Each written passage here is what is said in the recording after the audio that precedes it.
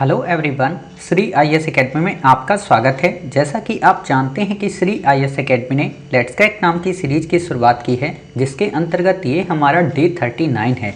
अपने इस डे 39 में आज हम टॉपिक नंबर 761 से लेके टॉपिक नंबर 780 तक को कवर करेंगे, जो कि प्रीलिम की दृष्टि से काफ़ी इम्पॉर्टेंट है। तो चलिए शुरू करते हैं। जैसा कि आप देख रहे हैं, ये हमारी लेट्स क्रैक सीरीज है जिसका डे 39 है। अपने इस डे 39 में आज टॉपिक नंबर 761 से लेके टॉपिक नंबर 780 तक को कवर करेंगे।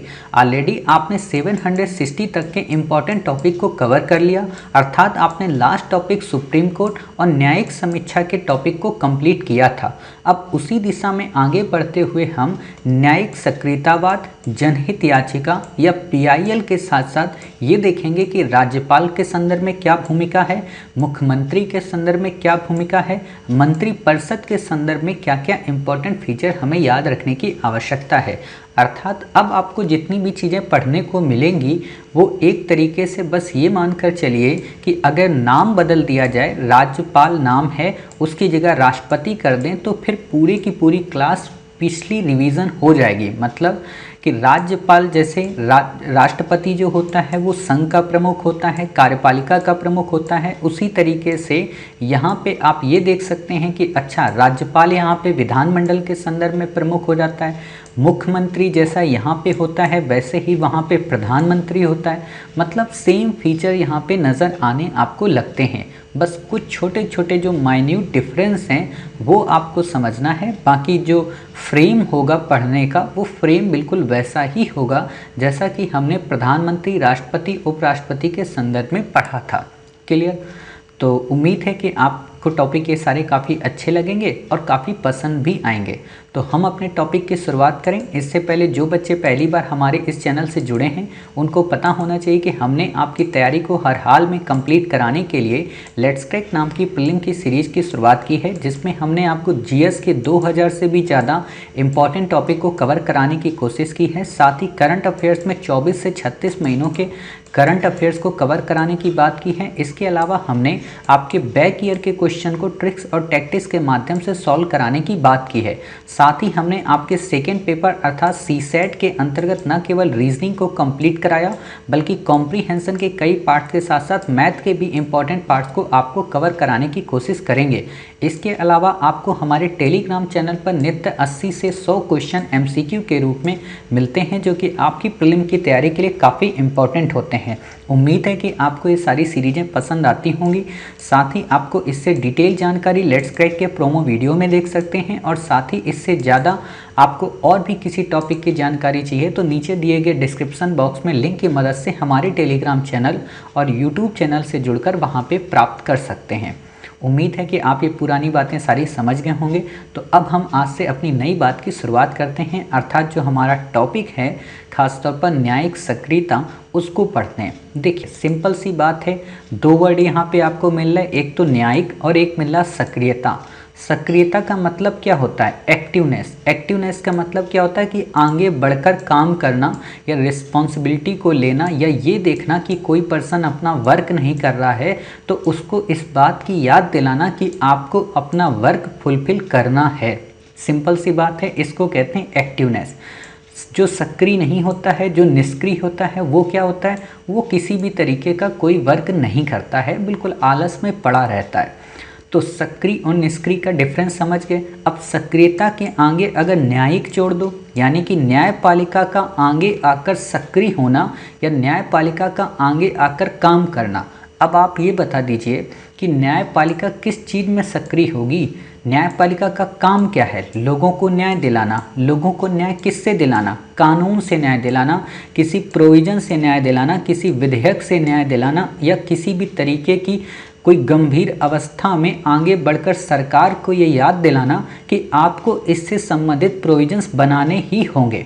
ठीक है, ऐसा तो है नहीं कि न्यायपालिका का ये काम हो जाएगा कि कल से ऑटो चलाने लगे वो, कल से टैक्सी चलाने लगे वो, या कल से ऑक्सीजन सिलेंडर की सप्लाई करने लगे। बिल्कुल भी नहीं।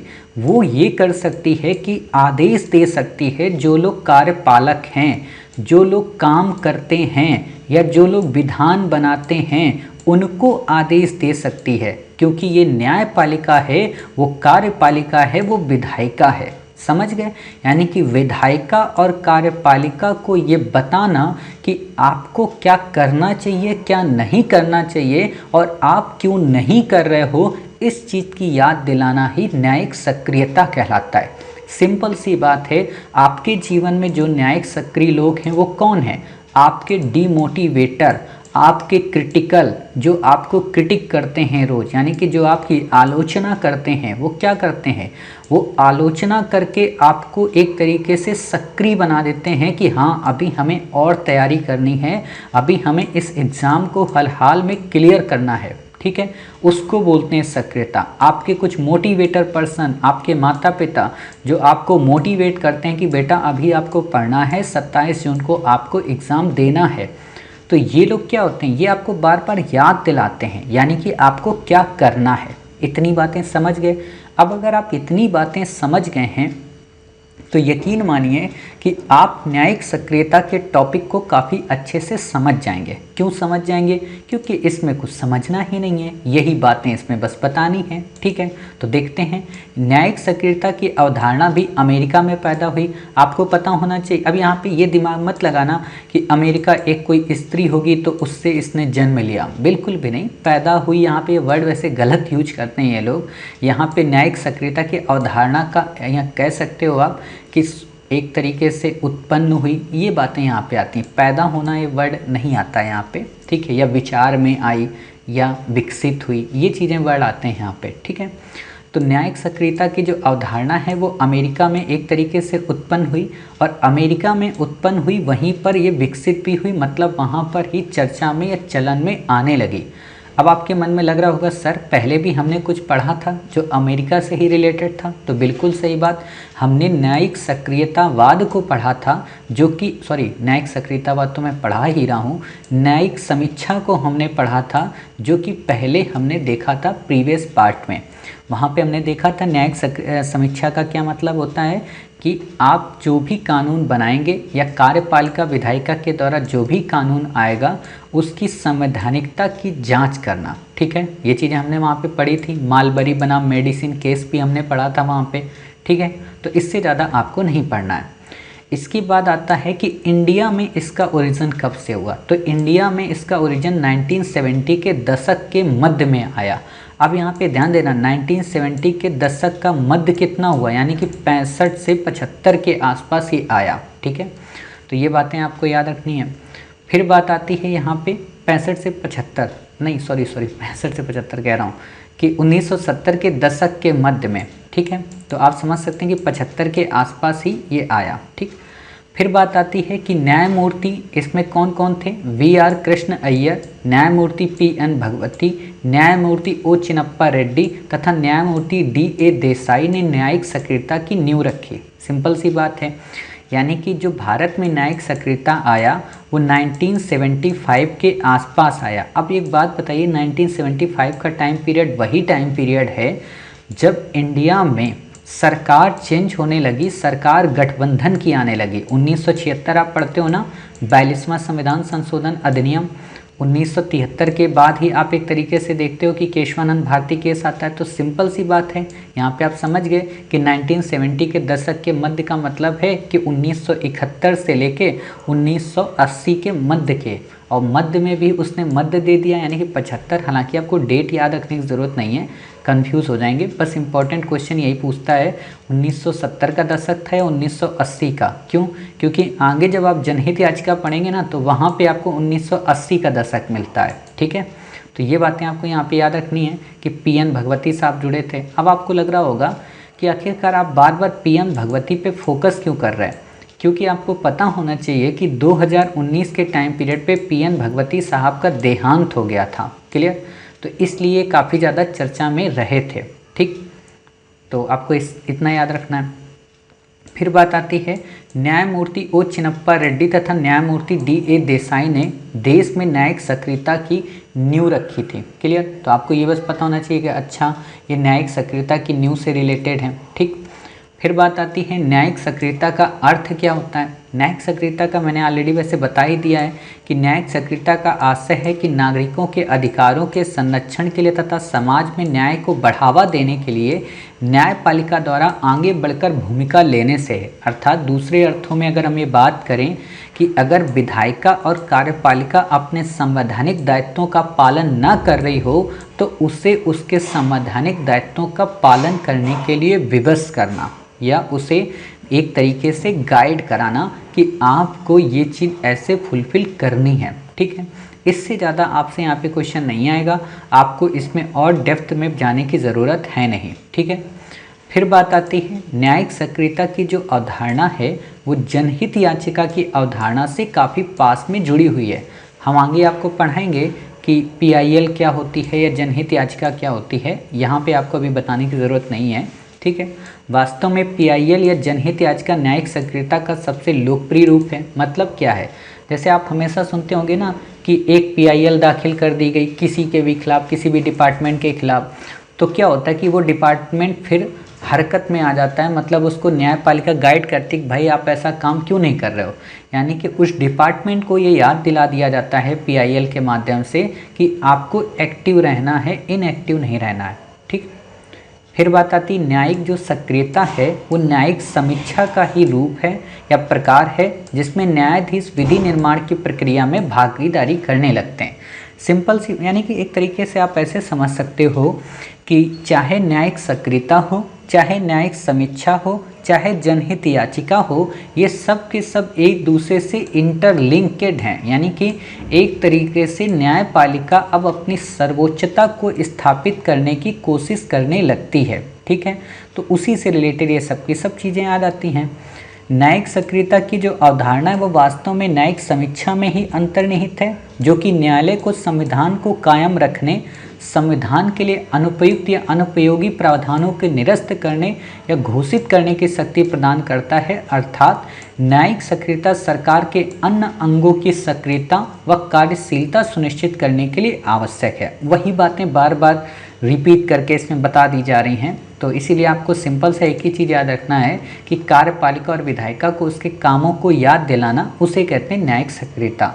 और वैसे भी किसी भी तरीके की कोई एक मानक परिभाषा नहीं दी गई है न्यायिक सक्रियता को लेकर, तो हम यहाँ पे ये कह नहीं सकते कि यही परिभाषा एक तरीके से मानक है और इसी को हमें ज़िंदगी भर याद रखना है। ठीक है, तो इतनी बातें आप समझ गए। अब बात आती है PIL की। PIL होता क्या है? ठीक है, PIL सिंपल सा मतलब होता है कि जनहित याचिका। ठीक है, इसकी अवधारणा भी या उत्पत्ति भी एक तरीके से कहाँ हुई? अमेरिका में 1960 के दशक में। ठीक है, अब आप समझ गए ना कि हमने आपको क्या बताया था कि ये जो याचिका आती है वास्तव में किसके बाद आती है? ये आती है न्यायिक सक्रियता के बाद। अब आपको यहाँ लग रहा होगा सर ये तो 60 है और आपने बताया था कि 1980 के दशक में भारत में आई थी। तो बिल्कुल साहब, ये तो अमेरिका का पड़ रहा है ना। इंडिया का आप देखिए कि भारत में जो जनहित याचिका है या PIL का जो कॉन्सेप्ट है वो 1980 के दशक में आया। किसके द्वारा? PR कृष्ण अय्यर, PN भगवती, ये लोग इससे रिलेटेड थे। कई बार इंडिपेंडेंट क्वेश्चन पूछा जाता है कि जो PN भगवती साहब हैं और VR कृष्ण अय्यर हैं, उनका PIL से निम्न में से किसका संबंध रहा है? तो आप बता सकते हैं कि इन्हीं दोनों का संबंध रहा है। और एक और बात, यहाँ पे 1980 का दशक है, मैंने वहाँ पे आपको अंडरलाइन कर दिया था कि वो 1970 का दशक था, यानी कि 1975 के आसपास, और यहाँ पे 1985 के आसपास PIL का कॉन्सेप्ट आता है। ठीक है, इससे ज़्यादा आपसे क्वेश्चन नहीं पूछेगा और ना ही आपको याद रखना है। बस बेसिक तौर पर आप PIL एक बार देख लीजिए आखिरकार होती क्या है। मैं बस यहाँ पे बता देना चाहता हूँ, इसके बाद मैं आपको परिभाषा बताऊँगा।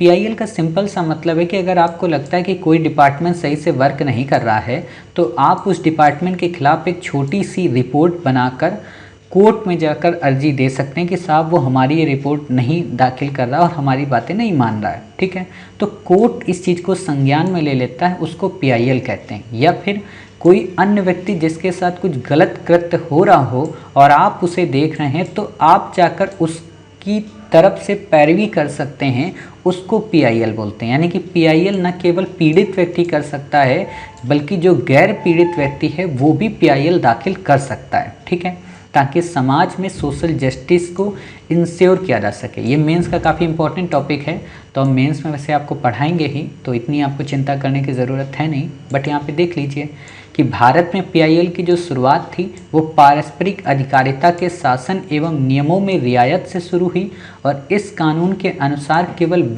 वही व्यक्ति संवैधानिक उपचार के लिए न्यायालय में जा सकता है जिनके अधिकारों का हनन हुआ है। वहीं पीआईएल क्या करती है, इस पारस्परिक नियम कानून के अपवाद स्वरूप है। ये क्या करती है, ये एक तरीके का जनहित याचिका के अंतर्गत कोई भी जन भावना वाला व्यक्ति या सामाजिक संगठन किसी भी व्यक्ति या व्यक्तियों के समूहों के अधिकार दिलाने के लिए न्यायालय जा सकता है। सिंपल सी बात है कि पीआईएल के इसके पहले क्या था, जो कानून होते थे उसमें क्या होता था, केवल वही व्यक्ति जा सकता है जो पीड़ित होता था। पीआईएल में चेंज कर दिया गया, जो पीड़ित नहीं है वो भी जा सकता है उस पीड़ित की सिफारिश करने, ठीक है। और आप हमेशा आम जीवन में कई बार सुनते रहते होंगे कि उसने फला ने उसके खिलाफ उसके लिए पीआईएल दाखिल की, तो वो इसीलिए होता है, ठीक है। कई सारे एनजीओ का तो जो बिजनेस है वो इसी पे चलता है, इसी सोसाइटी को वेलफेयर करने में उनका पूरा का पूरा एनजीओ चल रहा होता है, ठीक है। तो आप ऐसे समझ सकते हैं। बाकी इसमें आपको कुछ भी समझने की ज़रूरत नहीं है, प्रीलिम की दृष्टि से इसमें क्वेश्चन नहीं आने वाला। पर्पस क्या है, एक तरीके से हो सकता है कभी आपसे क्वेश्चन ये पूछ ले कि निम्न में से पीआईएल का मुख्य पर्पस नहीं है और आपको ये 3 ऑप्शन दे दे और एक ऑप्शन और आपको दे दे, ठीक है। तो आप बता देंगे कि साहब वो वाला ऑप्शन नहीं है, बाकी ये 3 उद्देश्य तो हैं। कौन कौन से, कानून के शासन की रक्षा करना, सामाजिक आर्थिक रूप से कमज़ोर वर्गों की न्याय तक प्रभावकारी पहुँच बनाना, मौलिक अधिकारों का सार्थक रूप में प्राप्त करना, ठीक है। तो इससे ज़्यादा आपसे क्वेश्चन पूछेगा नहीं और आपको इससे ज़्यादा याद रखने की आवश्यकता भी नहीं है, ठीक है। इतनी बातें आप समझ गए। बाकी क्या विशेषताएं हैं ये सब डिटेल में हमें जानने की ज़रूरत नहीं है, ठीक है। यहाँ पे एक बात जो बतानी ज़रूरी है वो क्या है कि व्यक्ति अपने प्रॉफिट के लिए पीआईएल दाखिल नहीं कर सकता है। समझना, यहाँ पे जनहित है ना, लोगों के कल्याण की बात से रिलेटेड है, अपने लिए नहीं कर सकता है वो। जैसे अभी हम आपको यहाँ पे बताएंगे, जैसे आप ये देखिए कि सामान्यवाद की तरह पीआईएल न्यायालय में किसी एक व्यक्ति के अन्य व्यक्ति के खिलाफ अपने अधिकार और दावा उसे लागू करने के लिए दाखिल नहीं किया जा सकता है ना। आप ऐसा नहीं कर सकते हो कि किसी व्यक्ति ने आपके 50 रुपए की चोरी कर ली तो आप पीआईएल उसके खिलाफ दाखिल कर दो, नहीं कर सकते आप, ठीक है। या किसी पर्सन ने आपको मारा है, ठीक है, तो आप सामाजिक न्याय के लिए उसके पास जाओ, उसके लिए फिर आप सामान्य कानूनी प्रोसेस के अंतर्गत जाओगे, ठीक है।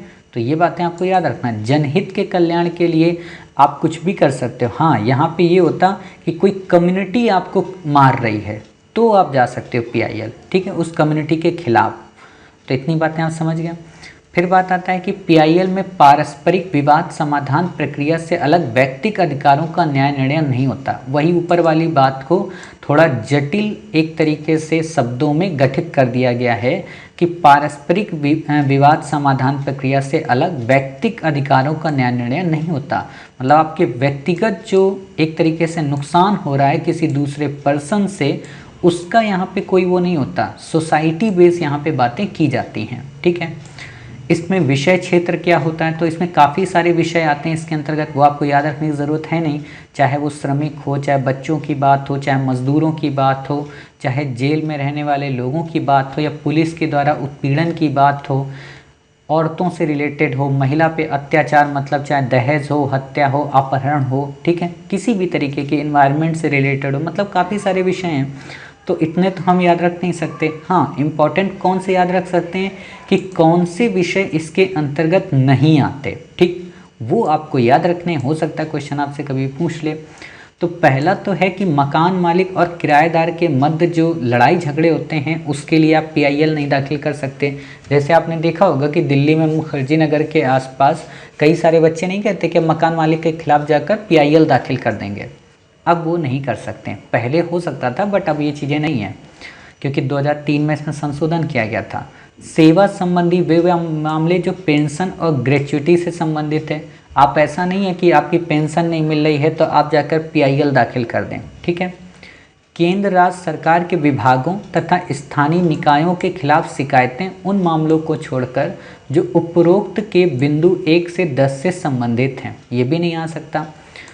मेडिकल तथा अन्य शैक्षिक संस्थानों में नामांकन, ठीक है, ऐसा नहीं है कि आपका मेडिकल में कॉलेज में या कहीं अन्य इंस्टीट्यूट में नामांकन नहीं हो रहा तो आप उसके खिलाफ भी PIL दाखिल कराएं।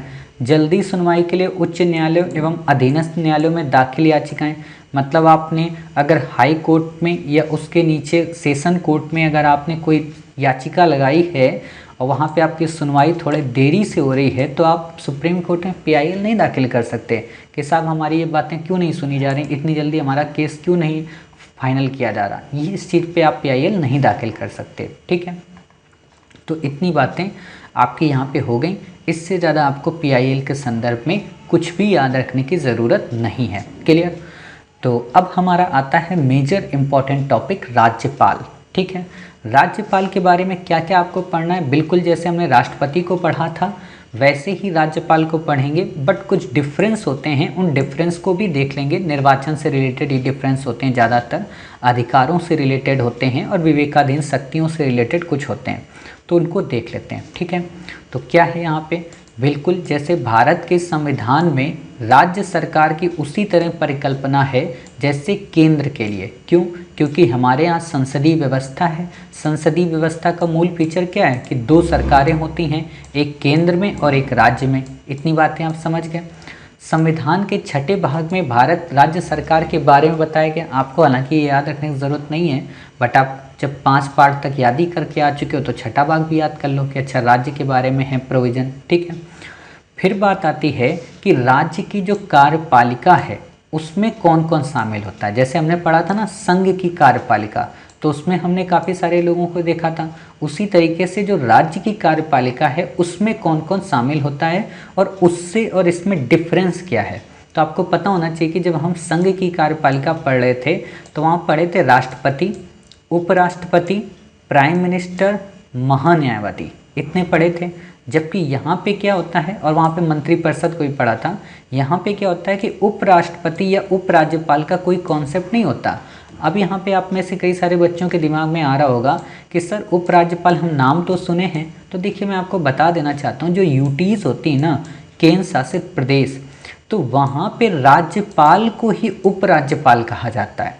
दिल्ली जैसे रीजन में वहाँ उपराज्यपाल कहा जाएगा। जो अंडमान निकोबार में जो राज्यपाल जाएगा यूटीज़ में, उसको वहाँ प्रशासक कहा जाता है। जैसे चंडीगढ़ वगैरह में जो होते हैं उनको एक तरीके से प्रशासक कहते हैं आगे चलकर। ठीक है, तो आप ये समझ जाइए कि जो यूटीज़ होते हैं उन यूटीज़ में प्रशासक नाम हो, राज्यपाल नाम हो, उपराज्यपाल नाम हो, सेम ही होता है। ठीक है, तो दोनों में डिफरेंस आप समझ गए कि हाँ ये सबके सब सेम होते हैं। अब आप समझ जाइए कि जो राज्य की कार्यपालिका है वहाँ पर उपराज्यपाल का नाम का कोई कॉन्सेप्ट नहीं है, जैसे वहाँ उपराष्ट्रपति होता है। ठीक है, क्यों एक नहीं होगा? सिंपल सी बात है कि सभी राज्यों में भारत के विधान परिषद थोड़ा ना है, मतलब भारत के सभी राज्यों में एक तरीके से राज्यसभा की तरह विधान परिषद थोड़ी ना है। सिर्फ 6 राज्यों में है, तो उन्हीं के आधार पे बनता है और वहाँ पे भी जब विधान परिषद होती है तो वहीं के नेता को चुना जाता है। इतनी बातें आपको याद रखनी है। ठीक, तो बस आपसे क्वेश्चन यही पूछेगा कि राज्य की कार्यपालिका में कौन कौन शामिल है, तो आपको नाम याद रखना है कि साहब राज्यपाल शामिल है, मुख्यमंत्री शामिल है और मंत्रिपरिषद शामिल है। आज हम तीनों को कवर कर लेंगे और अगले नेक्स्ट पार्ट में राज्य के महाधिवक्ता को भी देखेंगे। ठीक है, तो आप ये देख सकते हैं राज्य में उपराज्यपाल का कोई कार्यालय नहीं होता, जैसे केंद्र में उपराष्ट्रपति होता है। इतनी बातें हम समझ गए। राज्यपाल जो होता है वो राज्य का कार्यकारी प्रमुख होता है। अब यहाँ पे ये वाला राज्य दिमाग मत लगाना, इंडिया वाला। जैसे यहाँ पे यही तो गड़बड़ी हो जाती है कि बच्चों को दिक्कत होती है, खासतौर पर पॉलिटी पढ़ाने वाले कायदे से यहाँ पे राज्य वर्ड नहीं लिखना चाहिए, इनको प्रांत लिखना चाहिए। ठीक है, क्यों? क्योंकि राष्ट्रपति में भी आप राज्य लिखते हो कि वो राज्य का प्रमुख होता है, जबकि प्रधानमंत्री सरकार का प्रमुख होता है, तो बच्चे कंफ्यूज हो जाते हैं। लेकिन इंग्लिश में जब आप देखेंगे ना, जो स्टैंडर्ड बुक्स होती हैं वहाँ पे प्रोविंस आता है और स्टेट आता है। ठीक है, तो ये चीज़ें इंग्लिश मीडियम वालों को फ़ायदा कर जाती है, बट हिंदी मीडियम में ट्रांसलेशन को लेकर दिक्कत हो जाती है। बट आपको ये समझना है कि राज्यपाल को ये राज्य इसलिए मान लेते हैं क्योंकि प्रोविंस की बात की जा रही है, और केंद्र में अगर बात आएगी तो केंद्र की। हालांकि दोनों क्वेश्चन एक साथ तो कभी नहीं देगा ऐसे कि राष्ट्रपति राज्य का प्रमुख होता है और राज्यपाल राज्य का प्रमुख होता है, ऐसा क्वेश्चन नहीं देगा आपको। ठीक है, तो आपको यहाँ पे कंफ्यूज नहीं होना है। तो हो सकता है इसलिए भी ये लोग राज्य का उपयोग कर लेते हो कि ऐसा क्वेश्चन तो यूपीएससी बनाएगी ही नहीं। समझ गए? चलिए, इतनी बातें आपको पता हो गई। तो आपको ये पता है कि अच्छा राज्य का जो कार्यकारी प्रमुख है या संवैधानिक प्रमुख है वो राज्यपाल है, और जो सरकार का कार्यकारी प्रमुख ही नहीं बल्कि वास्तविक जो प्रमुख है वो मुख्यमंत्री है। इतनी बातें समझ गए। वैसे ही वहाँ पे हमने क्या पढ़ा था कि जो राज्य का प्रमुख होता है वो राष्ट्रपति होता है, जो सरकार का प्रमुख होता है प्रधानमंत्री होता है। जो वास्तविक शक्तियाँ प्रधानमंत्री में होती हैं, जो नाम मात्र की शक्तियाँ हैं वो किस में होती हैं? राष्ट्रपति में। हम आपको वहाँ से रिवीजन भी कराते जाएंगे ताकि आपको अपने प्रीवियस पार्ट को अच्छे से याद हो जाए, ठीक है। तो आप ये समझ गए। दूसरी बात है, क्या राज्यपाल केवल एक ही राज्य का हो सकता है? नहीं साहब, राज्यपाल एक या एक से अधिक या दो से अधिक राज्यों का भी नियुक्त किया जा सकता है। समझ गए इतनी बातें। फिर बात आती है, क्या राज्यपाल को जनता के द्वारा चुना जाता है या अप्रत्यक्ष रूप से चुना जाता है? तो बिल्कुल भी नहीं, ना तो राज्यपाल को जनता के द्वारा चुना जाता है और ना ही अप्रत्यक्ष रूप से। अप्रत्यक्ष रूप का क्या मतलब? अप्रत्यक्ष रूप का मतलब ये है कि जनता के जो प्रतिनिधि जाते हैं लोकसभा या राज्यसभा या राज्य विधानसभा में, तो क्या उनके द्वारा चुना जाता है? तो नहीं साहब, इसको अपॉइंट किया जाता है राष्ट्रपति के द्वारा। अर्थात ये बिना इलेक्शन के या बिना इलेक्टेड ही नॉमिनेटेड होता है। किसके द्वारा? राष्ट्रपति के द्वारा, ठीक है। कौन करता है? केंद्र सरकार की रिकमेंडेशन के आधार पर। समझ गए? यानी कि सिंपल सी बात है कि ये चुना हुआ नहीं जाता है, अप्रत्यक्ष रूप से भी नहीं चुना जाता है। इसीलिए इसे जब मर्जी आए तब वापस बुला लो, जब मर्जी आए इसके पद को वहाँ से समाप्त कर दो और जिसे चाहो उसे राज्यपाल बना दो। समझ गए? इसीलिए आप देखेंगे कि कभी किरण बेदी को राज्यपाल बना दिया जाएगा तो कभी मनोज सिन्हा को राज्यपाल बना दिया जाएगा, कभी एलजी हमारे दिल्ली साहब के उनको बना दिया जाएगा तो कभी नजीब जंग साहब को हटा दिया जाएगा, है ना। तो आप ये देख सकते हैं, कभी केसरी लाल साहब को वहाँ से महाराष्ट्र से बुला लिया जाएगा। तो ऐसा ही आप समझ सकते हैं। समझ गए? बाकी आपको यहाँ पे ज़्यादा डिटेल से पढ़ने की ज़रूरत नहीं है। हाँ, क्वेश्चन जरूर घुमा देगा। कैसे? राज्यपाल और राष्ट्रपति की सिमिलरिटीज़ में, क्योंकि राष्ट्रपति से यही डिफरेंस है। राष्ट्रपति में क्या होता है कि दोनों सदनों के निर्वाचित सदस्य, राज्य विधानसभा के निर्वाचित सदस्य, यूटीज़ के निर्वाचित सदस्य, वो मिलकर उसे इलेक्ट करते हैं, यानी कि वो जनता के अप्रत्यक्ष द्वारा इलेक्ट होता है। बट यहाँ पे ना तो प्रत्यक्ष है ना ही अप्रत्यक्ष है। प्रत्यक्ष के द्वारा कौन होता है? मुख्यमंत्री, और प्रत्यक्ष के द्वारा प्रधानमंत्री। हालांकि प्रधानमंत्री और मुख्यमंत्री का चुनाव नहीं होता है, एक तरीके से वो विधायक के रूप में चुना जाता है और वो सांसद के रूप में चुना जाता है। बाद में बहुमत दल के नेता के रूप में उसे प्रधानमंत्री बना दिया जाता है।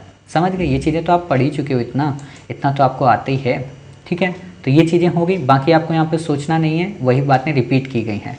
अब बात आती है कि आखिरकार राज्यपाल किसे नियुक्त किया जाएगा। तो याद रखना कि जो भारत का नागरिक हो, जो 35 वर्ष की आयु पूर्ण कर चुका हो। सिंपल सी बात है। अब आप एक बात बता दीजिए, हमें जल्दी जल्दी सबकी उम्र बता दें ताकि आपको कोई दिक्कत ना हो। तो आपको पता है 21 वर्ष है आपकी शादी की उम्र अगर आप लड़के हैं तो, 18 वर्ष से अगर आप लड़की हैं तो, ठीक है। ये तो आपको याद ही होगा। दूसरी बात क्या है? वोटिंग का राइट भी आपको 18 वर्ष है। 25 वर्ष पे प्राइम मिनिस्टर बनता है, 25 वर्ष पे लोकसभा का सदस्य बनता है, 30 वर्ष पे राज्यसभा का सदस्य बनता है, ठीक है। 30 वर्ष में ही राज्यसभा का उपसभापति भी बनता है, 35 वर्ष में उपराष्ट्रपति बनता है, 35 वर्ष में ही राष्ट्रपति बनता है। समझ गए इतनी बातें? उच्चतम न्यायालय के न्यायाधीश के लिए कोई न्यूनतम आयु नहीं है, लेकिन टॉप लेवल पे 65 वर्ष है, ठीक है, इससे ज़्यादा नहीं। उसी तरीके से हम क्या कह सकते हैं? राज्यपाल 35, यानी कि राज्यपाल हो, उपराष्ट्रपति हो, राष्ट्रपति हो, ये तीनों 35 उम्र के होने चाहिए। इतनी बातें आपको पता चल गई। चलिए, हमने ये सारी चीज़ें आपको रिवाइज करा दी, अब आपको यहाँ पे याद रखने की ज़रूरत नहीं है, ठीक है। यूपीएससी की कितनी उम्र पता है ना आपको? 21 है, ठीक है। चलिए, अब बात आती है क्या कि पहला उसे बाहरी होना चाहिए, वह उस राज्य से संबंधित ना हो जहां उसे नियुक्त किया जाए। दूसरा, उसका स्थानीय राजनीति से कोई संबंध ना हो। दूसरा, राज्यपाल की नियुक्ति जब हो तो राष्ट्रपति की रिकमेंडेशन किया जाए, ठीक है, कि राज्य के मामले से मुख्यमंत्री से देखो ये सब ना किताबों की बातें हैं, रियलिटी में ऐसा नहीं होता। हमेशा उसी व्यक्ति को नियुक्त किया जाता है जो मुख्यमंत्री से टसल रख सके, है ना। जैसे आप एलजी को देख सकते हैं दिल्ली में, आप वहाँ पे महाराष्ट्र में देख सकते हैं, लद्दाख में आप देख सकते हैं, है ना। तो ये सारे रीजन में आप देख सकते हैं, यहाँ तक कि आप मध्य प्रदेश में देख सकते हैं, ठीक है। उत्तर प्रदेश में हालांकि तो उन्हीं के हैं दोनों, आनंदीबेन पटेल साहिबा और योगी आदित्यनाथ जी, ठीक है। तो आप ये चीज़ें देख सकते हैं। तो यहाँ पे यही बातें आती हैं। और ये राज्यपाल से संबंधित रिकमेंडेशन किस में दी गई हैं? केंद्र राज्य संबंध आपने पढ़ा था, मैंने आपको काफ़ी सारे आयोग पढ़ाए थे, बता दीजिए एक बार फटाफट। पश्चिम बंगाल स्मरण पत्र पढ़ाया था, आनंदपुर साहिब पढ़ाया था, पूंछी आयोग आपको पढ़ाया था, और सरकारिया आयोग पढ़ाया था, राजमन्नार समिति पढ़ाई थी ना, ठीक है। तो सरकारिया जो आयोग है ना, उसमें राज्यपाल से संबंधित प्रोविजन दिए गए हैं। मैं ऐसा क्यों कह रहा हूँ कि यूपीएससी ने 2019 के प्रीलिम के पेपर में आपसे सरकारिया आयोग पे क्वेश्चन पूछा था, तो आपको पता होना चाहिए, ठीक है। अब बात आती है राज्यपाल के पद की शर्तें क्या हैं, किसे राज्यपाल बनाया जा सकता है। तो सिंपल सी बात है, वो तो संसद सदस्य भी ना हो और ना ही विधानमंडल का सदस्य हो। और अगर वो सदस्य है और उससे राज्यपाल नियुक्त कर दिया जाता है तो उसे उस तिथि से अपना पद छोड़ना होगा जब उसने राज्यपाल। सिंपल देखो, एक बात मैं आपको बताऊं मोटे तौर पर, इतने ज़्यादा लूप होल्स हैं ना हमारे कॉन्स्टिट्यूशन में कि आप सोच भी नहीं सकते हो। क्या लूप होल्स है? मान लीजिए कोई व्यक्ति किसी संसद के पद पर पहुँच गया है, अब उसकी इच्छा है कि वो संसद पद नहीं रहना चाहता है, राज्यपाल बनना चाहता है, तो कल को संसद का पद छोड़ देगा, राज्यपाल बन जाएगा। सिंपल सी बात है कि उस समय वो नहीं था जब वो राज्यपाल का पद लेने गया है, लेकिन आप वही बताइए ना, वही तो छोड़ेगा ना जिसको राज्यपाल का पद मिलने वाला होगा। अपने मन से थोड़ा ना कोई पहले से छोड़ देगा। तो आप ये चीज़ें समझ गए। लाभ के पद पर ना हो, सोचने की ज़रूरत ही नहीं है।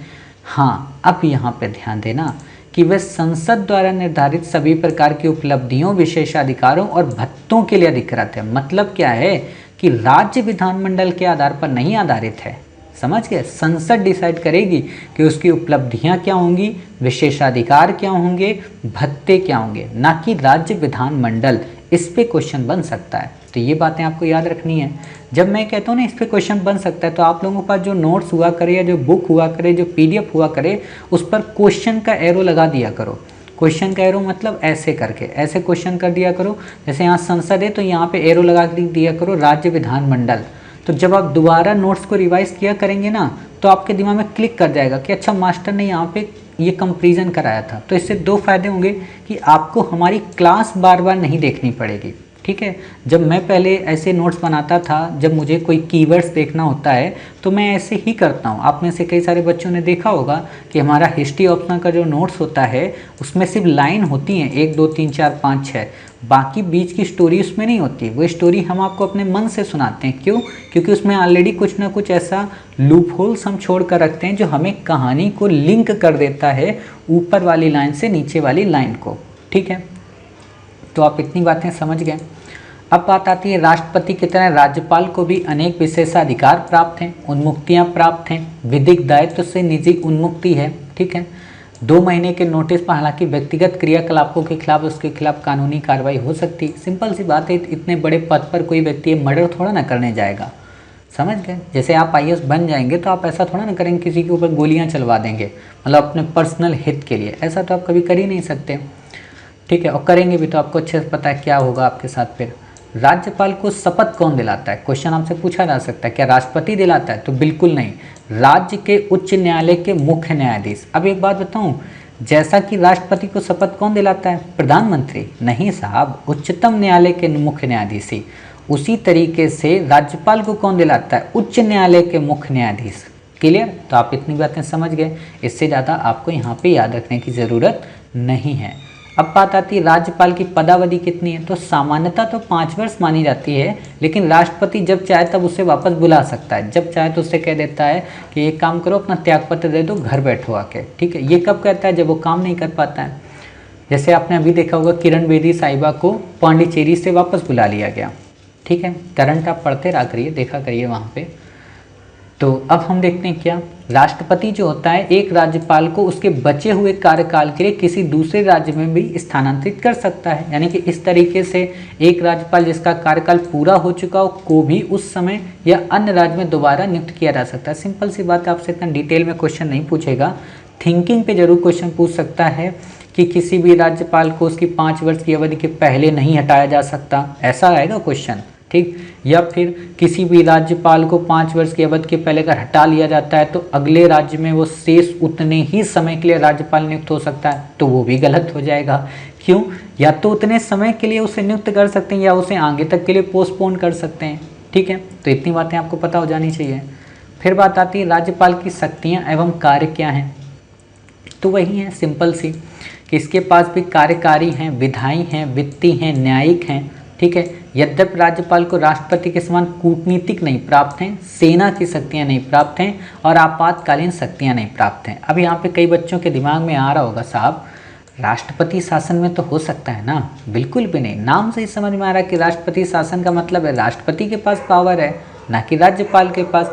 राज्यपाल तो बस बताता है कि हुजूर गांव में आग लग गई है, आप अपनी फायर ब्रिगेड ले आइए, तो राष्ट्रपति ले आते हैं। समझ गए? मतलब एक तरीके से आप कह सकते हो चाकरी करते हैं राज्यपाल। इस शब्द का ऐसे उपयोग नहीं करना चाहिए, क्योंकि आप में से कोई व्यक्ति राज्यपाल इन फ्यूचर जरूर बनेगा, क्योंकि आप में से जो बच्चे आईएफएस बनते हैं ना, तो उनके पास चांसेस सबसे ज़्यादा होते हैं राज्यपाल बनने के। ऐसा मैं आपको इसलिए बता रहा हूँ क्योंकि कई सारे ऐसे मेरे फ्रेंड्स हैं जो राज्यपाल बने हैं। किस लिए बने हैं? सिर्फ इसीलिए। उन्होंने क्या किया था, मान लीजिए उत्तर प्रदेश के कोई मुख्यमंत्री साहब कभी गए मालदीव घूमने, या कभी गए वो सिंगापुर घूमने, या फिर कभी गए अमेरिका घूमने, तो अमेरिका में उनकी और उनकी अर्धांगिनी की काफ़ी अच्छी वो खातिरदारी कर देते हैं।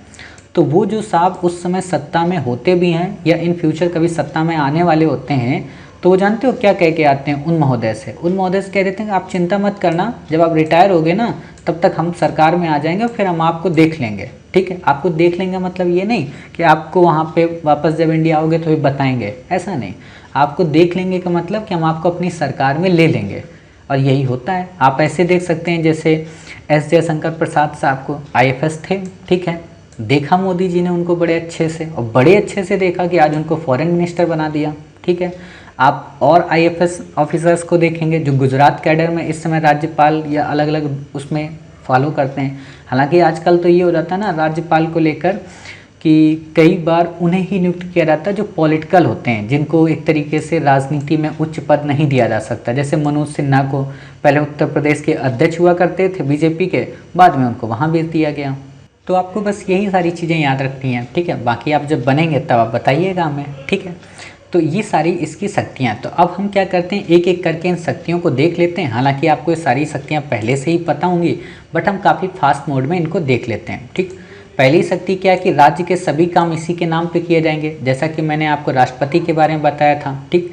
मुख्यमंत्री और अन्य मंत्रियों की नियुक्ति भी यही करता है, लेकिन यहाँ ध्यान देना कि मुख्यमंत्री की नियुक्ति तो ये करता है कि जो विधायक दल या बहुमत दल का नेतृत्व होता है। अन्य मंत्रियों की नियुक्ति ये करेगा किसकी सिफारिश पे? मुख्यमंत्री की सिफारिश पे, ठीक है। इतनी बातें आपको याद होना चाहिए।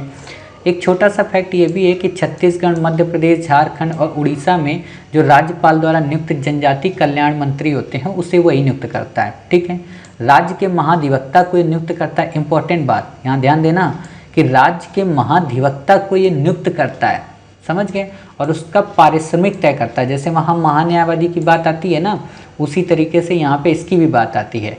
महाधिवक्ता का जो पद होता है वो राज्यपाल के प्रसाद पर्यंत रहता है। इतनी बातें आप समझ गए। दूसरा जो इम्पोर्टेंट है जिस पे क्वेश्चन पूछा जा सकता है वो क्या है कि राज्य निर्वाचन आयुक्त को तो राज्यपाल नियुक्त करता है, उसकी सेवा शर्तें, कार्यविधि ये सब तय करता है, लेकिन अंतर ये होता है कि उसे जो हटाया जाएगा राज्य निर्वाचन आयुक्त को, वो कैसे हटाया जाएगा? जैसे कि हमने वहाँ पे उच्चतम न्यायालय को पढ़ा था, बिल्कुल वैसे यहाँ पे उच्च न्यायालय के न्यायाधीशों की तरह हटाया जाएगा। ऐसा नहीं है कि राज्य निर्वाचन आयुक्त को अपने मन से वो हटा दे, ठीक। तो आप ये चीज़ समझ सकते हो। तीसरी इंपॉर्टेंट बात है कि राज्य लोक सेवा आयोग के अध्यक्ष और सदस्यों को तो ये नियुक्त करता है, लेकिन इन्हें हटा नहीं सकता है। इन्हें हटाएगा कौन? केवल राष्ट्रपति, ठीक है। ये बातें आपको याद रखनी है। फिर बात आती है राष्ट्रपति से राज्य में संवैधानिक आपातकाल के लिए सिफारिश करता है। संवैधानिक आपातकाल का मतलब राष्ट्रपति शासन की सिफारिश करता है। राष्ट्रपति शासन क्या होता है, कैसे आता है, डिटेल में क्या है, हमने पढ़ा दिया, तो अब यहाँ पढ़ाने की ज़रूरत है नहीं। एक और इम्पॉर्टेंट बात है कि राज्य के विश्वविद्यालयों का कुलाधिपति होता है और राज्य के विश्वविद्यालयों के कुलपतियों की नियुक्ति भी करता है। तो इतनी बातें आपको याद होना चाहिए कि कुलाधिपति होता है राज्य के विश्वविद्यालय का, और उनके कुलपतियों की भी ये नियुक्ति करता है। कुलपतियों का मतलब होता है उस विश्वविद्यालय का जो डीन होता है, हेड होता है, ठीक। तो आप इसको समझ सकते हैं। फिर बात आती है विधायी शक्तियाँ क्या क्या हैं। विधायी का मतलब विधि से रिलेटेड, तो ये भी आपको पता है कि राज्य विधानसभा के सत्र को आहूत करेगा, सत्रावसान करेगा और विघटित करेगा। यानी कि जैसा आपने पढ़ा था ना राष्ट्रपति के बारे में, वैसा ही इसके बारे में भी आप पढ़ लीजिए। ठीक, फिर एक काम ये क्या करता है, जब विधानसभा का अध्यक्ष और उपाध्यक्ष का पद खाली हो तो वह विधानसभा के किसी सदस्य को कार्यवाही सुनिश्चित करने के लिए नियुक्त करेगा। एक बात बताइए, विधानसभा का अध्यक्ष कौन नियुक्त करता है? वहाँ के सदस्य। उसका उपाध्यक्ष कौन नियुक्त करता है? वहाँ के सदस्य। ठीक है, इतनी बातें आपको पता होनी चाहिए। फिर बात आती है, राज्य विधान परिषद के कुल सदस्यों के 6 भाग को नामित करता है। मतलब मैंने तो पहले ही पढ़ाया था कि 1/6 भाग को ये नामित करता है राज्य विधान परिषद में, अगर वहाँ पे विधान परिषद है। अंतर बस एक है राष्ट्रपति और इसको लेकर, क्या कि ये सहकारिता आंदोलन और समाज सेवा वाले व्यक्ति को भी नियुक्त करता है, जबकि वहाँ पे जो 12 मेंबर होते हैं कला, साहित्य, विज्ञान, खेल से रिलेटेड, उसमें सहकारिता आंदोलन के लोग नहीं होते हैं। ठीक है, सहकारिता आंदोलन के मतलब कोऑपरेटिव मूवमेंट्स के लोग। ठीक है, जैसे अमूल का एक तरीके से आप ले सकते हो, या किसी लिज्जत पापड़ वालों का ले सकते हो, तो उनकी जो कोऑपरेटिव मूवमेंट्स होती है उससे रिलेटेड। राज्य विधानसभा में एक एंग्लो इंडियंस की नियुक्ति करता है। ठीक है, इससे ज़्यादा आपको यहाँ पे याद रखने की ज़रूरत ही नहीं है।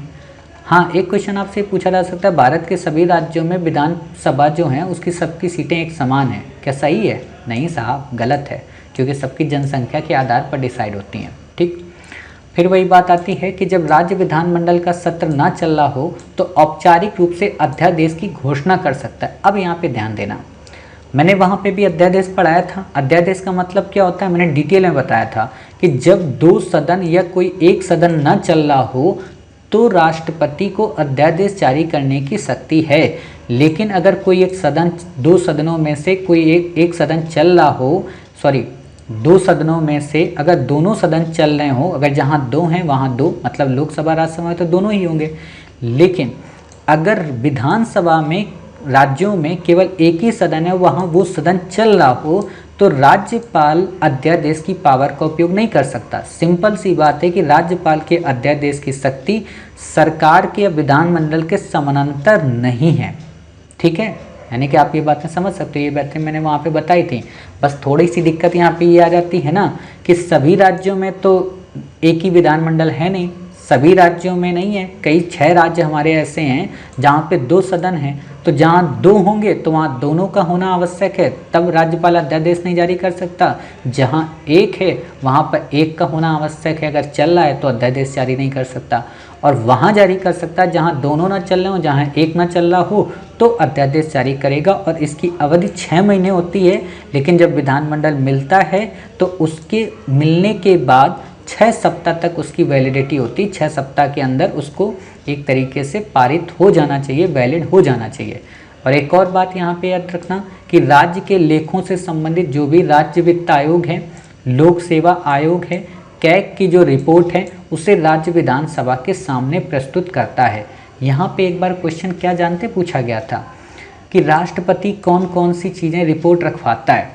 ठीक, तो वहाँ पे क्या दिया गया था राष्ट्रपति के कार्यों में कि राष्ट्रपति कैग यानी कि नियंत्रक एवं महालेखा परीक्षक की रिपोर्ट को लोकसभा में लोक लेखा समिति के समक्ष रखता है सदन के पटल पर, तो वहीं राज्य में राज्य विधानसभा में रखता है। तो राज्य की विधानसभा में कैग की रिपोर्ट राष्ट्रपति नहीं रखता, वहाँ राज्यपाल रखता है। ठीक है, ये बातें आप समझ गए। फिर बात आती है वित्तीय शक्तियाँ। वित्तीय शक्तियाँ बिल्कुल वैसे ही, वार्षिक बजट उसके सामने रखा जाता है, धन विधेयकों को राज्यसभा में पूर्व अनुमति के बाद ही पेश किया जाता है, उसकी सहमति से अनुदान की मांग नहीं की जा सकती। ये बातें आपको पता हैं, यहाँ पे ज़्यादा सोचने की ज़रूरत नहीं है। पंचायतों और नगर पालिका की वित्तीय स्थिति की जांच करने के लिए प्रति 5 वर्ष में वित्त आयोग का गठन करता है। देखिए, इसके वित्त आयोग पर क्वेश्चन नहीं पूछा जाता है। वित्त आयोग जो आता है वो केंद्र वाला आता है, जो कि इस समय चर्चा में है NK सिंह साहब, 15वें वित्त आयोग। ठीक है, तो उसको तो हम आपको डिटेल में पढ़ाएंगे, तो वहाँ पे सोचने की ज़रूरत ही नहीं है। फिर आती न्यायिक शक्तियाँ क्या क्या हैं, वही बात है, इनको बस एक तरीके से मृत्युदंड पे क्षमा का अधिकार नहीं प्राप्त है। क्या है, राष्ट्रपति राज्यपाल द्वारा संबंधित राज्य के राज्यपाल के न्यायाधीश की नियुक्ति के मामले में राष्ट्रपति से विचार किया जाता है। मतलब राष्ट्रपति को जब राज्य का उच्च न्यायालय के न्यायाधीश की नियुक्ति करनी होती है तो वह राज्यपाल से परमिशन लेता है। यानी कि सिंपल सी बात है कि राज्य के उच्च न्यायालय की जो न्यायाधीश हैं उनकी नियुक्ति राज्यपाल नहीं करता है है ना, ये ध्यान रखना। मतलब राष्ट्रपति ही राज्य के उच्च न्यायालय और उच्चतम न्यायालय के न्यायाधीश की नियुक्ति करता है, ना कि राज्यपाल। राज्यपाल किसकी किसकी करता है, हमने शुरू में पढ़ा, राज्य महाधिवक्ता की करता है, राज्य लोक सेवा आयोग की करता है, राज्य निर्वाचन आयुक्त की करता है, ठीक है। और राज्य लोक सेवा आयोग के अध्यक्ष सदस्य को हटा कौन सकता है, हटा सकता है स्वयं राष्ट्रपति। उच्च न्यायालय के न्यायाधीश को कौन हटा सकता है, विधानसभा, ठीक। फिर बात आती है राज्य के उच्च न्यायालय के साथ विचार कर जिला न्यायाधीश, हाँ जिला न्यायाधीशों की नियुक्ति ये करता है, जो डिस्ट्रिक्ट मजिस्ट्रेट होते हैं ना, उनकी नियुक्ति राज्यपाल करता है। इतनी बातें आप समझ गए। राज्य न्यायिक आयोग से जुड़े लोगों की नियुक्ति भी यही करता है, जिला न्यायाधीशों के अतिरिक्त राज्य लोक सेवा आयोग से रिलेटेड, ठीक है। बाकी आपसे क्वेश्चन नहीं पूछेगा। अब वही बात आती है इनकी पावर को लेकर डिफरेंस में, तो सिंपल सी बात है, दोनों चीज़ें लगभग सेम होती हैं। जैसे विधेयक को राष्ट्रपति स्वीकृत दे सकता है, ये भी स्वीकृत दे सकता है, ये विधेयक को स्वीकृत रोक सकता है, ये भी स्वीकृत रोक सकता है, ठीक। ये विधेयक को कई बार दोनों सदनों को पारित कराकर भेजा जाए तो राष्ट्रपति उस पर स्वीकृत देनी आवश्यक होती है, ठीक है। लेकिन यहाँ पे क्या है कि भेजा जाए तो स्वीकृत देनी आवश्यक तो होती है, ठीक। वह विधेयक को राष्ट्रपति के पास भी सुरक्षित रख सकता है, ये इसके पास एक एक्स्ट्रा पावर होती है। और वही बात मैंने पहले भी आपको पढ़ा दिया है कि जब किसी विधेयक को राष्ट्रपति के लिए रख देता है और राष्ट्रपति के पास जाता है, राष्ट्रपति उसे वापस कर देता है, फिर विधायिका में आता है, राज्य विधानमंडल में फिर पारित कर दिया जाता है, तो राष्ट्रपति फिर भी स्वीकृत देने के लिए बाध्य नहीं है। यही सारी बातें यहाँ पे बताई गई, तो याद करने की जरूरत ही नहीं है। धन विधेयक के संदर्भ में स्वीकृत देनी आवश्यक होती है, रोक सकता नहीं, संयुक्त बैठक हो नहीं सकती, और राज्य विधानमंडल में संयुक्त बैठक आती नहीं है, तो ये बातें याद करने की जरूरत ही नहीं है। अध्यादेश के बारे में सेम टू सेम वही चीज़ है कि ये किसी अध्यादेश को तभी प्रख्यापित कर सकता है जब विधान परिषद यानी कि एक परिषद व्यवस्था हो, या फिर जहाँ बहुसदस्य यानी कि 2 हों, तो दूसरी व्यवस्था कानून के अध्यादेश के आधार तब लागू होती है जब केवल एक सदन हो। वही बातें हैं, ज़्यादा यहाँ पे सोचने की जरूरत नहीं है, ये आपको अच्छे से पता है, ठीक। वही सारी बातें जितनी हमने आपको बताई हैं कि एक अध्यादेश को किसी भी समय वापस कर सकता है, सेम टू सेम वही है, कुछ भी यहाँ पे आपको पढ़ने की ज़रूरत नहीं है, ठीक है। तो ये आपको याद रखना है। यहाँ पे प्रधानमंत्री के नेतृत्व वाली, वैसे यहाँ पे ये सारी चीज़ें 6 सप्ताह उपरांत यहाँ पे भी सेम है, यहाँ पे भी सेम है। इसीलिए मैं कहता हूँ ना, राष्ट्रपति को सही से पढ़ लो, उपराष्ट्रपति को पढ़ लो, प्रधानमंत्री को पढ़ लो, बाकी सबके सब आसान हो जाते हैं, ठीक। अब यहाँ पे एक डिफरेंस है क्षमादान को लेकर, क्या कि ये मृत्यु दंड की सज़ा को माफ़ नहीं कर सकता, बस थोड़े दिनों के लिए रोक जरूर सकता है, ठीक है, लेकिन ये माफ़ कर सकता है राष्ट्रपति। ये कोर्ट मार्शल सैन्य न्याय अदालतों के केसेस को सुन सकता है, माफ़ कर सकता है, लेकिन इसके पास ऐसी कोई पावर नहीं है, इसीलिए। और इसके पास कोई कूटनीतिक पावर भी नहीं है। कूटनीति का मतलब होता है कि वर्ल्ड लेवल पे विदेश नीति में इसका कोई योगदान नहीं है। वैसे भी आपको पता है राज्य विदेश नीति में इतनी रुचि रखते भी नहीं है, ठीक। संवैधानिक स्थिति क्या है, राज्य की समस्त कार्यकारी शक्तियाँ, शुरू में हमने पढ़ा था, ठीक है। संविधान में इस बात की कल्पना की गई विवेक पर अपने आधार पर निर्णय करें, ठीक है। अब यहाँ पे एक और बात है यहाँ पे कि 42वें संविधान संशोधन द्वारा क्या किया गया, राष्ट्रपति के लिए मंत्रियों की सलाह पर बाध्यता तय कर दी गई, जबकि राज्यपाल के संबंध में ऐसा कोई उपबंध नहीं है। सिंपल सी बात है, जैसे अभी आपने देखा होगा ना, दिल्ली में एक नया कानून आया है राज्यपाल को लेकर, उपराज्यपाल को लेकर कि चीफ मिनिस्टर साहब को जो भी प्रोविजन करने होंगे राज्यपाल से परमिशन लेना होगा। तो यहाँ पे ये चीज़ क्या है कि जैसे राष्ट्रपति को वहाँ पे मंत्रिपरिषद की सलाह मानने के लिए बाध्य बनाया गया है, ठीक है। अगर मंत्रिपरिषद ने दोबारा अगर कोई सलाह दे दी है तो राष्ट्रपति को वो बात माननी है, बट राज्यपाल के लिए यहाँ पे ऐसा कोई भी प्रोविज़न नहीं है, ठीक। अब राज्यपाल अपने विवेक के आधार पर कोई डिसीजन ले सकता है, जैसे किसी विधेयक को लेकर हो, राष्ट्रपति शासन को लेकर हो, पड़ोसी केंद्र शासित प्रदेश के प्रशासक की बात हो, तो इन सारी चीज़ों में वो विवेक से निर्णय लेता है, ठीक। असम, मेघालय, त्रिपुरा, मिजोरम के जो राज्यपाल हैं वो खनिज उत्खनन की रॉयल्टी के रूप में जनजातीय जिला परिषद को निश्चित राशि दे सकते हैं। हम ये पढ़ेंगे, जनजातीय जिला परिषद मोस्ट इम्पॉर्टेंट है। एक जनजातीय जिला परिषद और एक आपको पढ़ने को मिलेगी क्या, स्वायत्त जिला परिषद, ये दोनों इंपॉर्टेंट हैं, तो हम इनको दोनों को पढ़ेंगे, ठीक। राज्य के विधान परिषद व प्रशासनिक मामलों मुख्यमंत्री से जानकारी प्राप्त करता है, इससे ज़्यादा आपको नहीं याद रखना है। विधान सभा में अगर किसी व्यक्ति को फुल वोटिंग नहीं मिली है तो उसे वो नियुक्त कर सकता है। जैसे आप अमूमन देखते होंगे, खासतौर पर महाराष्ट्र के संदर्भ में, जैसे आपने देखा, बंगाल के संदर्भ में आप अभी देख रहे हो, ठीक है। मंत्रिपरिषद के अल्पमत में आ जाने पर राज्य विधानसभा को विघटित कर सकता है। अब एक बात बताइए, राज्य विधानसभा को तो विघटित कर देगा, क्या मंत्रिपरिषद भी विघटित हो जाएगी? नहीं, ठीक है। तो इतनी बातें आपको याद रखना है। पीआईबी में एक नोट्स आया था, मतलब राज्यपाल को लेकर, हालांकि हम आपको करंट में पढ़ा चुके हैं, बट फिर भी यहाँ पे हम बता दें, वही बातें यहाँ पे दे दी गई हैं कि कहाँ कहाँ पर उसे एक तरीके से विशेष उत्तरदायित्व मिले हैं, मतलब मुख्यमंत्री के नेतृत्व वाली मंत्रिपरिषद से परामर्श लेता है और स्वविवेक से कहाँ पे निर्णय लेता है। जैसे महाराष्ट्र, विदर्भ, मराठावाड़ा के क्षेत्र में पृथक विकास बोर्ड, याद नहीं रखना, बस देख लो एक बार कि अच्छा गुजरात भी है, नागालैंड भी है, असम भी है, मणिपुर भी है, सिक्किम भी है, अरुणाचल भी है, कर्नाटक भी है। आपसे पूछेगा नहीं, बस पता हो कि इतने क्षेत्रों में वो स्वविवेक से भी निर्णय लेता है कि यहाँ पे कुछ इस्टेब्लिश किया जाना चाहिए, कुछ इस्टेब्लिश नहीं किया जाना चाहिए। क्लियर? तो इतनी बातें आपको यहाँ पे पता होनी चाहिए। फिर बात आती है कि राज्यपाल कार्यालय के मामले में भारतीय संघीय ढांचे के तहत दोहरी भूमिका निभाता है। एक तो वह राज्य का संवैधानिक मुखिया होता है, दूसरी तरफ वो राष्ट्रपति का प्रतिनिधि होता है। ठीक है, इससे ज़्यादा आपको नहीं याद रखना है। तो ये आपका टॉपिक राज्यपाल का कंप्लीट हो गया। अब राज्यपाल का कंप्लीट होने के बाद दूसरा नंबर कौन आता है? राज्य की कार्यपालिका में मुख्यमंत्री। तो उससे हम देख लेते हैं। सिंपल सी बात है, राज्यपाल राज्य का संवैधानिक प्रमुख होता है जबकि मुख्यमंत्री वास्तविक होता है। आपसे बिल्कुल वैसे ही क्वेश्चन पूछेगा कि राष्ट्रपति जैसे संघ का एक तरीके से राज्य का संवैधानिक प्रमुख होता है, प्रधानमंत्री सरकार का वास्तविक प्रमुख होता है। ठीक है, राज्यपाल राज्य का मुखिया होता है जबकि मुख्यमंत्री सरकार का, राष्ट्रपति राज्य का मुखिया होता है जबकि प्रधानमंत्री सरकार का। रिवीजन हो रहा है ना? बिल्कुल वैसे ही चीज़ देखो, उसमें दे भी दिया है। अब मुख्यमंत्री की नियुक्ति कैसे होती है? आपको पता है प्रधानमंत्री की नियुक्ति के बारे में कोई प्रोविजन नहीं, तो मुख्यमंत्री के बारे में कहाँ से होगा? ठीक है, तो इसके बारे में कोई विशेष प्रक्रिया नहीं है। वही बात है कि बहुमत दल का जो नेता होगा वही प्रधानमंत्री नियुक्त किया जाएगा। वही बात यहाँ पे कि जो बहुमत दल का जो नेता होगा विधानसभा में उसे राज्यपाल नियुक्त कर सकता है, मुख्यमंत्री। और जब मुख्यमंत्री नियुक्त हो जाएगा तो वो क्या करेगा? अन्य मंत्रियों को नियुक्त कराएगा, यानी कि उसकी सिफारिश के आधार पर ही अन्य मंत्री नियुक्त किए जाएंगे। यानी कि मंत्रियों की नियुक्त करना राज्यपाल की विवेकाधीन शक्तियाँ नहीं है। इस पे क्वेश्चन बन सकता है, मैं काफ़ी स्पीड में बता रहा हूँ, लेकिन इस लाइन पे ही क्वेश्चन है तो आपको याद रखना है। ठीक, मैं क्यों बता रहा हूँ? क्योंकि आपको ये सारी चीज़ें पता हैं। देखिए, मैं हमेशा क्यों कहता हूँ कि आपको स्मार्ट स्टडी करना है, आपको हार्ड वर्क नहीं करना। स्मार्ट इसी को बोलते हैं कि प्राइम मिनिस्टर में मैंने आपको जोर लगा के पढ़ा दिया तो आपको मुख्यमंत्री में हमने इजी पढ़ाने की शुरुआत कर दी। ठीक है, 30 दिन का इनके पास भी टाइम होता है, 1 महीने के अंदर अपना विश्वास मत हासिल करें। और जब 1 महीने के अंदर विश्वास मत हासिल कर लेते हैं तो बिना चुनाव लड़े कितने दिन तक चीफ मिनिस्टर बन सकते हैं? 6 महीने तक। मैंने ऑलरेडी आपको बता रखा था, उद्धव ठाकरे की कहानी, ममता बनर्जी की कहानी, दोनों चीज़ें मैंने आपको बता रखी हैं, तो आपको अच्छे से पता है। ठीक, फिर बात आती है कि एक ऐसा व्यक्ति, वही बात, 6 महीने तक रह सकता है। उद्धव ठाकरे को आप देख सकते हैं, नॉमिनेटेड बाद में उनको किया गया। ठीक, फिर बात आता है कि मुख्यमंत्री को विधानमंडल के 2 सदनों में से अगर कहीं 2 हैं तो उन 2 में से किसी एक का सदस्य होना चाहिए। तो आपको अच्छे से पता है कि उद्धव ठाकरे को विधान परिषद से बनाया गया था। क्यों?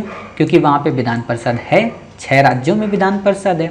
ठीक, बाकी आपसे क्वेश्चन नहीं पूछेगा शपथ किसके सामने लेगा, तो आप बताइए प्रधानमंत्री किसके सामने लेता है? राष्ट्रपति के सामने। तो ये किसके सामने लेगा? राज्यपाल के सामने। ठीक है, फिर बात आती है मुख्यमंत्री का कार्यकाल निश्चित नहीं है, वह राज्यपाल के प्रसाद पर्यंत बना रहता है जैसे प्रधानमंत्री।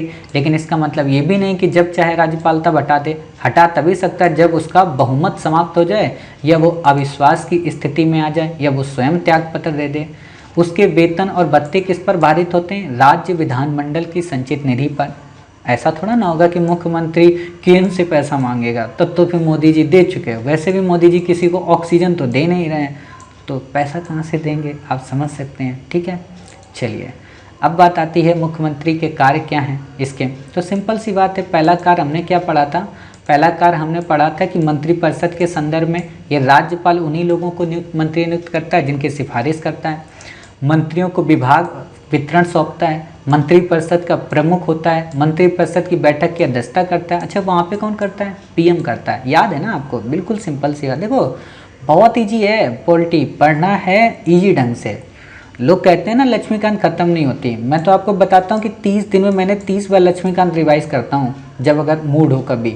और 2 से 3 घंटे में एक दिन पढ़ना है आपको, 60 से 70 घंटे में पूरी लक्ष्मीकांत खत्म हो जाएगी। और आपको पता होना चाहिए कि हमने आपको ऑडियो क्लिप भी दे रखी 3 घंटे में पूरी लक्ष्मीकांत कंप्लीट कराने की, तो आप में से कई सारे बच्चों ने देखा होगा। ठीक है, चलिए अपने कार्य से त्यागपत्र देकर वो पूरी मंत्रिपरिषद को समाप्त कर सकता है। चूंकि मुख्यमंत्री मंत्रिपरिषद का मुखिया होता है, उसकी मौत इस्तीफे के बाद मंत्रिपरिषद अपने आप विघटित हो जाती है। ठीक है, तो आपको ये बातें बस याद रखना है, इससे ज़्यादा आपको याद रखने की ज़रूरत नहीं है।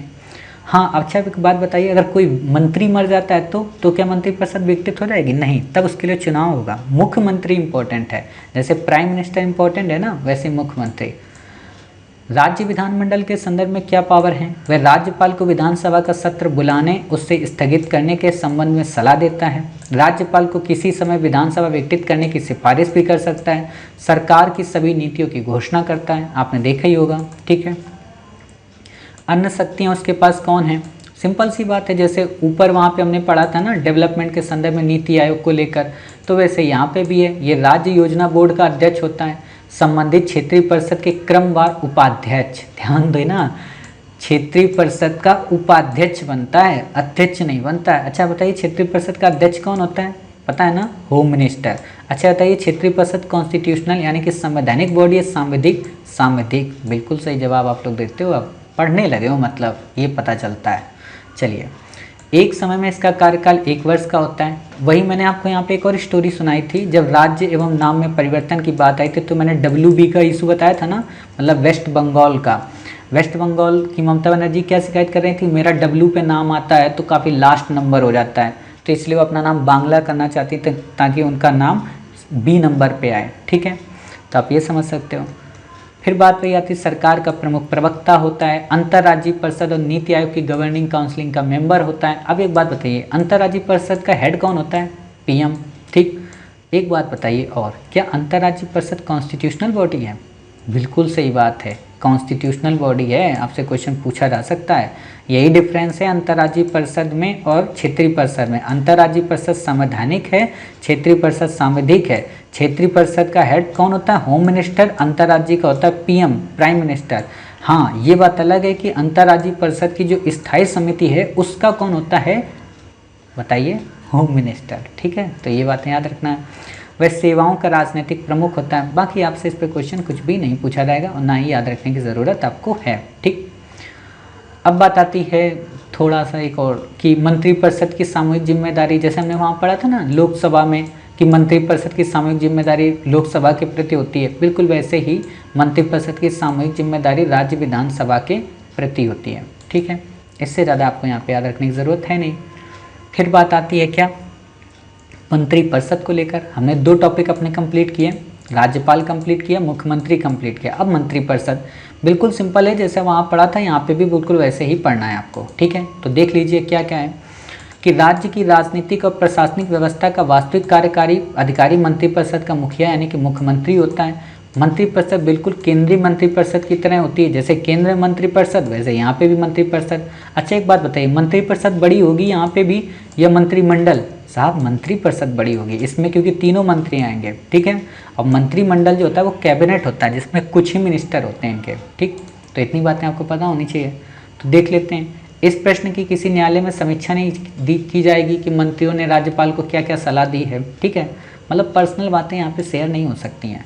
अब फिर वही बात आती है कि राज्यपाल किसे नियुक्त करेगा? मुख्यमंत्री की नियुक्ति तो राज्यपाल करता है, लेकिन अन्य मंत्रियों की नियुक्ति मुख्यमंत्री। रिपीट हो रही हैं बातें, आप देख सकते हो, ठीक है।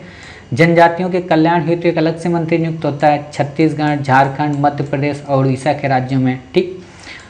राज्यों में मुख्यमंत्री समेत मंत्रियों की अधिकतम संख्या कितनी होगी? 15% से अधिक नहीं। यही बात आपने वहाँ पे पढ़ी थी, केंद्र में भी, वहाँ पे भी 15% से अधिक नहीं होती है। अब यहाँ पे एक सीमा है, वो क्या कि 15 से अधिक तो नहीं होगी, लेकिन कहीं पर 12 से कम भी नहीं होगी। ऐसा क्यों? क्योंकि जैसे सिक्किम वगैरह जो राज्य है ना, यहाँ पे सीटें काफ़ी कम होती हैं, यहाँ पे 25, 35, 40 ऐसी विधानसभा की सीटें होती हैं। तो यहाँ पे अगर 15% आप कर देंगे तो काफ़ी वो हो जाता है, तो इसलिए यह कह दिया गया कि 12 से कम भी नहीं होंगी, ठीक। राज्य विधानमंडल के किसी भी सदन का सदस्य यदि दल बदल के आधार पर अयोग्य होता है तो उसे कौन देखता है? सिंपल सी बात है, वहाँ का अध्यक्ष देखता होगा, ठीक है। और वो मंत्री के पद पर नहीं रहेगा। मंत्री राज्यपाल के प्रसाद पर्यंत बने रहते हैं। मंत्रिपरिषद किसके प्रति उत्तरदायी होगी? संसद के प्रति? बिल्कुल भी नहीं। यहाँ वाली मंत्रिपरिषद राज्य विधानसभा के, ना कि राज्यपाल, ना ही मुख्यमंत्री और ना ही एक तरीके के पूरे विधानमंडल, केवल विधानसभा के, ठीक। मंत्रियों के वेतन भत्ते कहाँ से मिलेंगे? भारत की संचित निधि से? नहीं साहब, राज्य विधानमंडल की संचित निधि से, ठीक है। बाकी आपको यहाँ नहीं देखना है। जितनी कार्यपालक कार्रवाइयाँ होंगी वो किसके नाम पे होंगी? राज्यपाल के नाम पे, अच्छे से आपको पता है।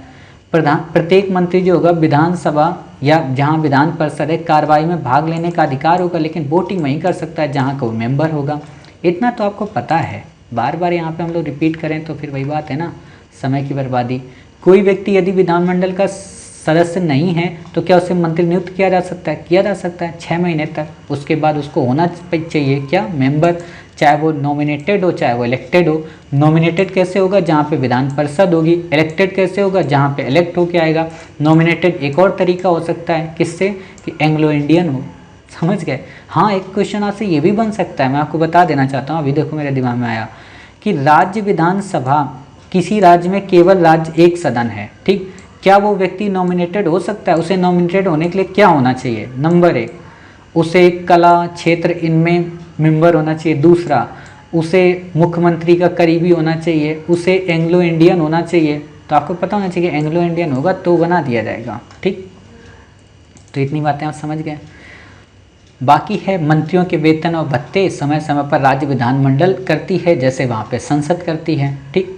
उत्तरदायित्व तो क्या है? सिंपल सी बात है, एक टीम की तरह कार्य करेंगे। अगर अविश्वास प्रस्ताव पास हो जाता तो सबको इस्तीफा देना पड़ेगा, ठीक। यानी कि सबकी टोटल रिस्पॉन्सिबिलिटी होती है, ठीक। बाकी आपसे क्वेश्चन नहीं पूछेगा। राज्यपाल किसी मंत्री को तब भी किसी समय हटा सकता है जब विधानसभा में विश्वास हो, लेकिन मुख्यमंत्री की सलाह पर। मतलब मुख्यमंत्री कह दे कि आज इसको हटा दो तो हटा दिया जाएगा, ठीक है।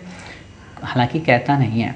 कोई भी विधिक उत्तरदायित्व नहीं है, सिंपल सी बात है, कोई किसी प्रकार का उत्तरदायित्व नहीं, मतलब क्या सलाह दी गई क्या सलाह नहीं दी गई, ठीक। मंत्रिपरिषद का गठन कैसे होता है? संविधान में राज्य, यहाँ ये ध्यान देना, संविधान में राज्य मंत्रिपरिषद के आकार और मंत्री के पद को अलग से विवेचित नहीं किया गया। मुख्यमंत्री समय और परिस्थिति के हिसाब से इसका निर्धारण करता है। मतलब मंत्रिपरिषद कैसे डिसाइड होगी, कितनी बड़ी होगी, ये सब मुख्यमंत्री के आधार पर ही डिसाइड होता है। 3 मंत्री होते हैं, कैबिनेट, राज्य, उप मंत्री, जो कि पहले आप पढ़ चुके हैं, बाकी आपको यहाँ नहीं पढ़ना है। कई बार मंत्रिपरिषद में उप मुख्यमंत्री को शामिल किया जा सकता है। जैसे आपने देखा होगा ना कि उत्तर प्रदेश में 2 उप मुख्यमंत्री हैं, दिल्ली में 1 उप मुख्यमंत्री हैं, ठीक है। तो वैसे ही है कई सारे राज्यों में। तो आपको यहाँ बस ये याद रखना है क्या, कि जो उप मुख्यमंत्री का पद है ना, वो सामान्यतः स्थानीय राजनीतिक कारणों से होता है, कॉन्स्टिट्यूशन में मेंशन नहीं है, ये बात याद रखना, ठीक है।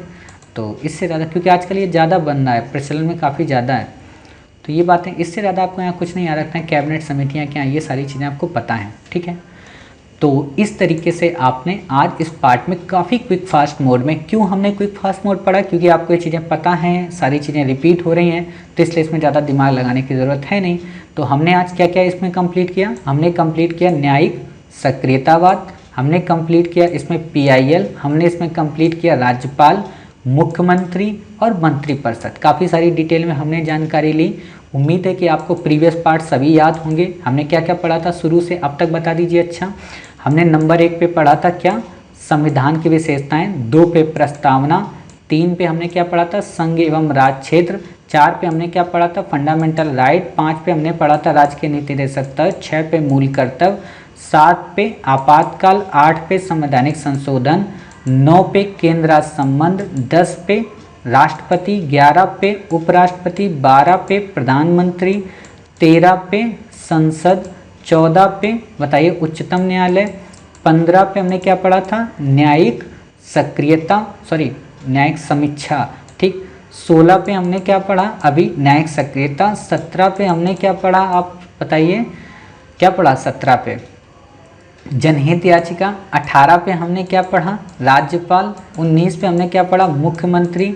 20 पे हमने क्या पढ़ा, मंत्रिपरिषद। अब आगे के जितने टॉपिक होंगे वो अपने नेक्स्ट पार्ट में पढ़ेंगे। तो आप देख सकते हैं किस तरीके से हम क्रमबद्ध रूप से आपको एक एक टॉपिक कवर करा रहे हैं। उम्मीद है आपको आज की क्लासेस समझ में आई होंगी, साथ ही टॉपिक आपको समझ में आएंगे। ये भी आप समझ गए होंगे कि वास्तव में आपसे क्वेश्चन कैसे पूछा जा सकता है। तो मिलते हैं अपने नेक्स्ट पार्ट में, तब तक अपना ख्याल रखिए, स्वस्थ रहिए, सोशल डिस्टेंसिंग का पालन करिए और कोशिश करिए अपने आप को वैक्सीनेशन इंडिया के प्रोग्राम में पार्टिसिपेट कराने की। मिलते हैं नेक्स्ट पार्ट में।